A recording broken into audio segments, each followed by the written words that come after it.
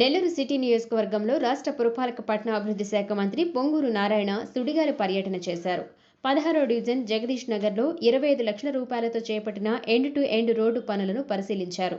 అనంతరం 15వ డివిజన్ బాలాజీ నగర్లో కాలువ పూడికితీత పనులను పరిశీలించి అక్కడ నిర్వహించిన సుపరిపాలనలో తొలి అడుగు కార్యక్రమంలో పాల్గొన్నారు.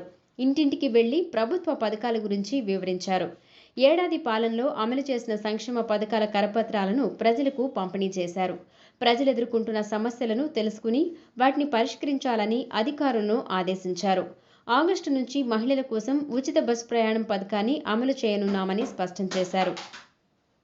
ఈ కార్యక్రమంలో municipal commissioner Nandan, deputy mayor Roop Kumar Yadav, మాజీ municipal chairperson Tallapaka Anuradha, TDP ముఖ్య నేతలు, కార్పొరేషన్ అధికారులు పాల్గొన్నారు.